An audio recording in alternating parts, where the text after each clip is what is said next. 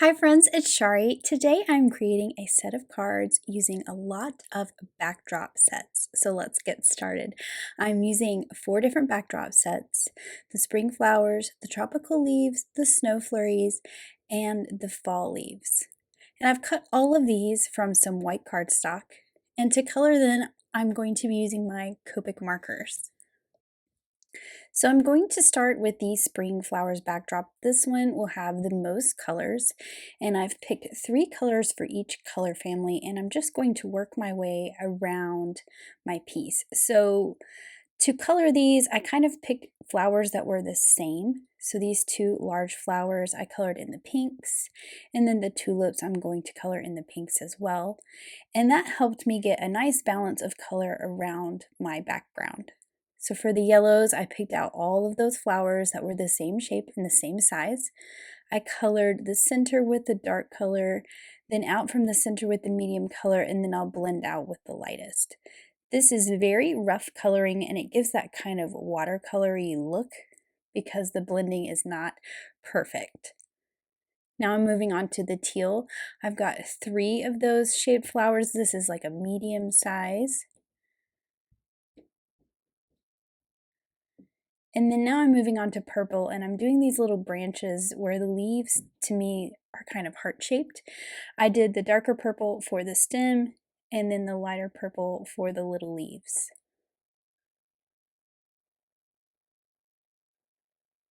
And now I'm moving on to the green for all the stems and leaves for all the flowers.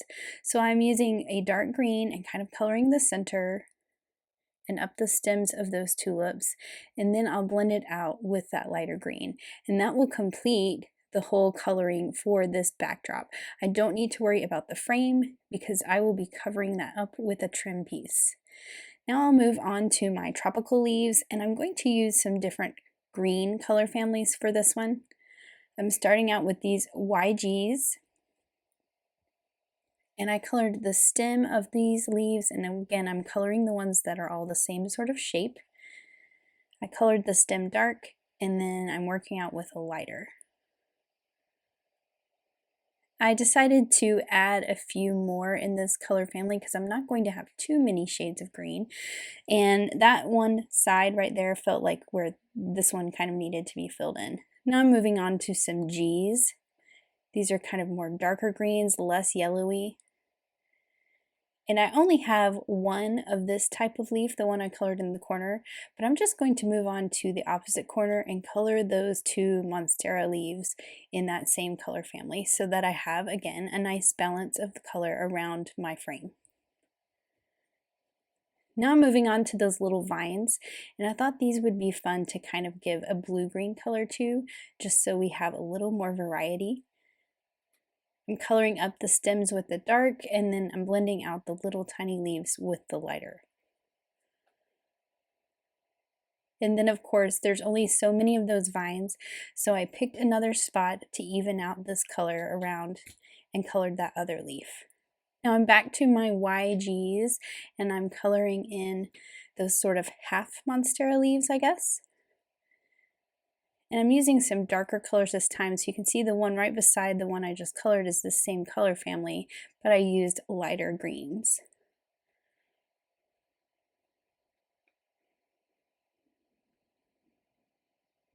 And then finally, I'm going to go in with a really dark green and color these little sprigs that are sticking out on the sides. Now I'm moving on to my snow flurries, and I'm going to use 2 different colors for this one. So these B21 and B23, and I'm just kind of coloring the center of the snowflake with the darker and blending it out with the lighter. And I'm just sort of hopping around because I know I only have one other color I'm going to use, so I'm leaving some white spaces where that other color will be, and it will be more of a BG color. I'm also looking again at snowflakes that are the same shape and kind of coloring those the same because I know that the design has those shapes sort of evenly spaced around this frame. And then now I'm moving on to my BGs, and I'm doing the same thing here, using the dark sort of in the center and then coloring out with the light. This is a very delicate die cut, so you want to be careful to not go back and forth and just kind of pull the color out from the center so that you don't bend any of these little pieces that are sticking out. And I know it's getting a little hard to see because I'm getting all that marker on my scrap piece of paper that's protecting my desk, but you'll be able to see these much better once I'm done. Moving on to the fall leaves. Of course, for this, I'm going to use some oranges, some reds, and some yellows. So I'm starting out with my orange. And I've just colored sort of the darker along those veins of the leaf, and then I blended out with the lighter.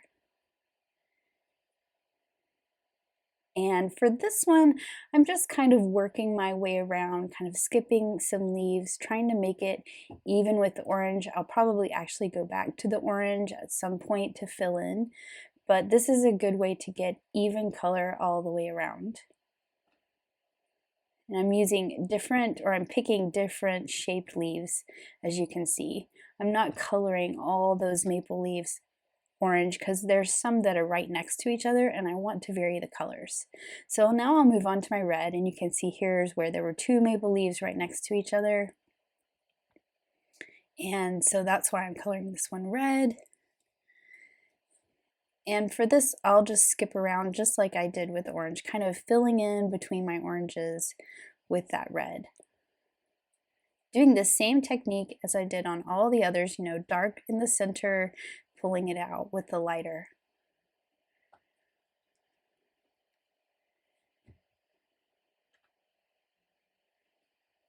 And in my mind, I'm trying to leave some nice places for the yellow. I do like these little stems with the berries in the red. I colored the stem sort of opposite, lighter on the stem and then dark for the berries. Now I'm moving on to my yellows. So I'm going to work around and fill in with my yellow between my oranges and my reds I've already colored. And I missed a little of the edges of those reds. I noticed it when I picked it up. I could still see the white a little bit, so I just made sure that I had that covered really well. And then I'm actually going to go back in with the red and color those little stems that are left because I decided I liked those in red. I did try to do this one in the bottom in orange, but it didn't look right. So I went back and colored the red over the orange, and now they're all colored and finished, and we're going to cut these apart and mix these together all on one card, but I'll have enough pieces to create 4 different cards. For 2 of my cards, I'm going to be using the 4 square backdrop in landscape, but I'm putting it in portrait orientation. And this is going to cover up my backgrounds. Now you can see here that this is sort of the inspiration. I had these 2 pieces laying on my desk, and I thought they looked really cool layered over top of each other, like you were looking through a window that had flowers all around it. So you can see that you can pick just one backdrop and make a card, and it is also really cute. But I thought it would be fun to cut these apart and mix and match the backgrounds together to create kind of a all seasons window. I'm cutting all the frames from craft cardstock and all the card bases from vanilla malt, so it's cream, and that way all these bright colors for my backgrounds stand out. So first I'm going to be cutting each of these in half, and I actually measured and marked, but I didn't really need to do that because you're going to be cutting each of these at 2 1/8. So half of 4 1/4 is 2 1/8, and I'm going to start by cutting them all in half vertically. And I'm using this little Fiskars cutter that I bought because with these little pieces sticking out, I don't want to use my cutter with the slide. I was afraid it would catch on all these little die cut pieces. And this little tiny cutter works perfectly. So again, I'm just cutting each one directly in half at 2 1/8. And if you have trouble with measurements, that's where the little pencil marks work really well. And you're never going to see those pencil marks either. You could also just trim these with some scissors. You'll see me do that later on in the video when I cut some more pieces apart. So I've got them all cut in half, and then I'm taking one side of each one and cutting it in half again. I'm keeping one side whole, and you'll see why later in the video because I'm going to do a different kind of frame. But for these halves, I'm cutting them in half again. So half of 5 1/2 is 2 3/4.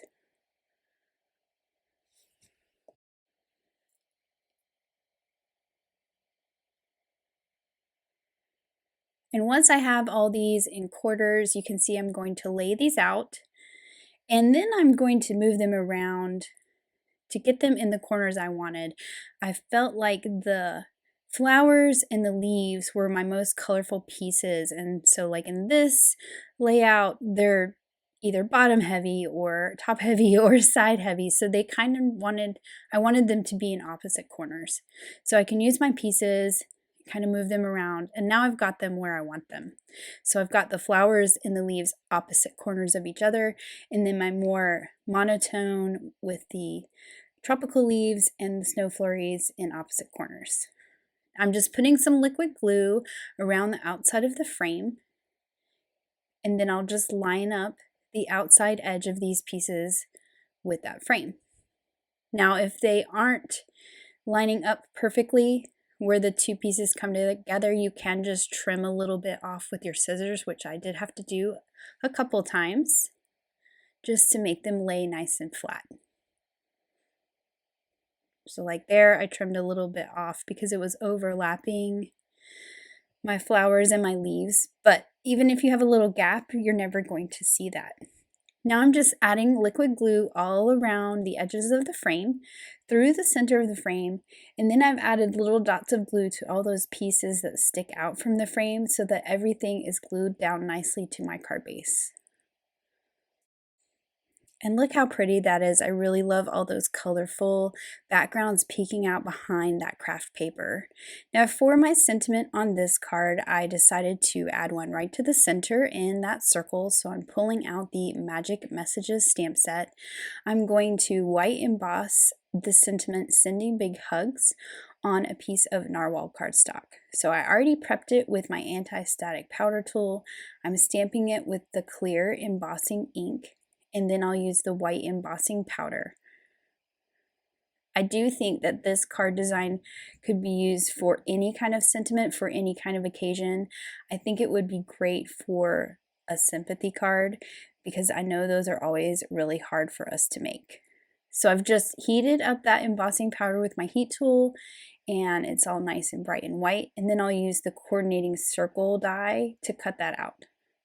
I'm putting some foam squares on the back, and then I'll just pop that right into the center of my card.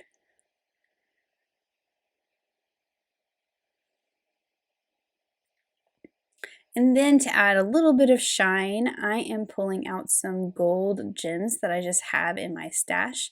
Gold sequins would work too, or gold stickles, but I just thought this added a really nice sort of elegant shimmer to the card. And you're going to see me do this on all the cards so that they're all kind of consistent like a set. So as I said, I've got more pieces, might as well use them and not let them go to waste. So for my second card, I'm doing the exact same thing, using those pieces that I had cut into quarters. And I'm doing the exact same frame, that 4-square backdrop in landscape. And I am making all portrait cards today, but these could easily be turned and become landscape cards as well if that is what you want to do for your design. And then of course I'm just adding liquid glue all over the back, and I'll pop it onto that vanilla malt cream colored cardstock card base. Now for this one, I used one of those pieces that come out of one of those squares that has the nice stitching, and I thought it would be cool to kind of put that in the center for a different kind of shape. I've got the Scripty Thanks cut from a gold glittered cardstock from the Autumn pack of sparkle cardstock, and then that little So Much comes from the Thanks, Thanks, Thanks stamp set. I've just stamped that in walnut ink, and then I'm just going to layer my Scripty Thanks above it. Now to keep this nice and sturdy, I actually cut out a second Scripty Thanks from that same craft cardstock, and I'm going to layer that on the back and basically sandwich that rectangle between the two. This way I can pop up that rectangle with some foam, and then the pieces of the word thanks that are hanging off the sides are a little more supported and not just so flimsy hanging out on each side. So I've added that with some foam squares to the center, and then I'm pulling out those gold gems again. I am going to do a little bit of a different configuration this time, kind of going diagonal and putting some of those gems on that open space of that rectangle that I put in the center. Then they'll kind of fall off the top and the bottom into my window frame. So here's that second card using that same 4-square backdrop. For my next two cards, I'm going to use the peekaboo backdrop. So this one has different openings that are not all the same size. So what I'm going to do is lay that die cut background piece on my colored pieces and just draw a little tick mark with my pencil where they need to be cut. This is where you're going to see me cut it with my scissors. So like I used before, you could use the cutter, but I am going to use my scissors on this. I just thought it would be easier just to trim that off. These cuts, again, don't have to be perfect because you do have that frame to cover up whatever uneven edge that you're going to create. Now for this one, our pieces are not quite as interchangeable because we have a square opening and then a long rectangular opening.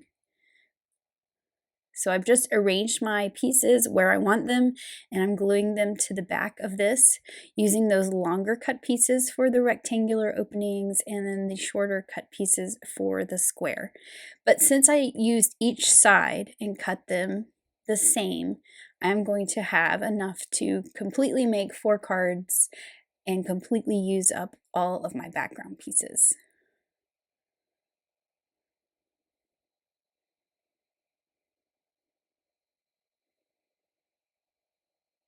So I've got all those lined up. Again, adding all those little dots of glue to make sure everything will be nice and glued down to the background piece. This is that same vanilla malt card base. And you can see that this just has a really different look.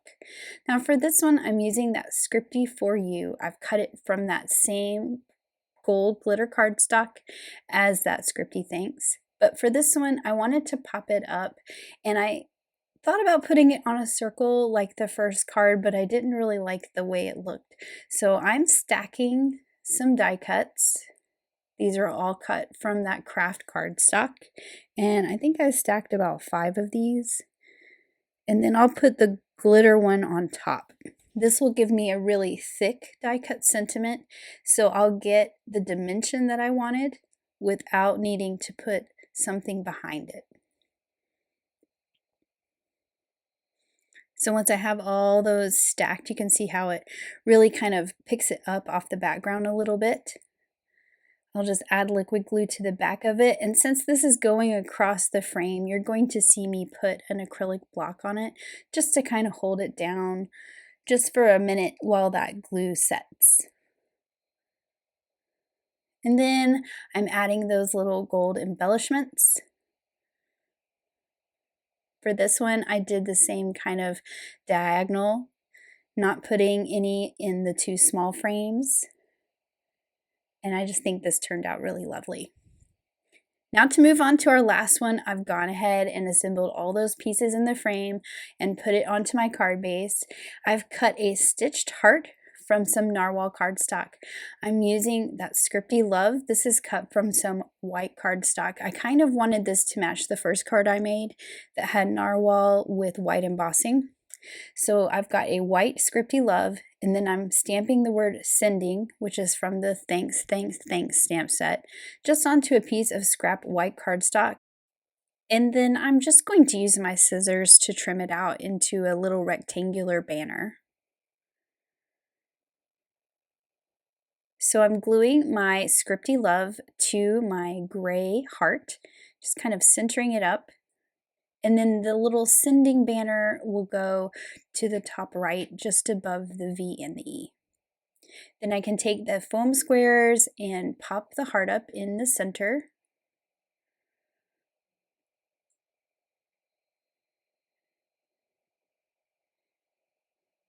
And then I wanted to add some glitter to this die cut, so I'm using my Stickles glitter glue, and I actually went back and added a little bit to the sentiment of the sending big hugs so that these two matched a little bit more.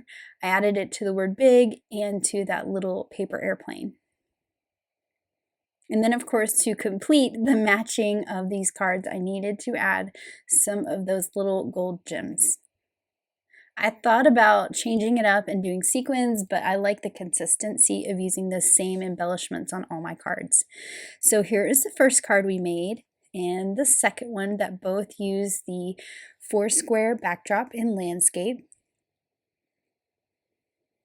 And then here are the 2 cards using that peekaboo backdrop. So I used up all the pieces that I colored, all the backgrounds, for making all 4 of these cards. I really do love how these turned out, and I think that they could be used for any occasion with any sentiment that you needed. It would be really cool to like make some of these and not even put the sentiments on them until you needed a card for something, and then you could just pop a sentiment on there that fit the occasion that you needed. So I hope this has inspired you to maybe look at your background dies again and look at maybe mixing them up a little bit and seeing what you can create. Thanks so much for watching. Have an amazing day.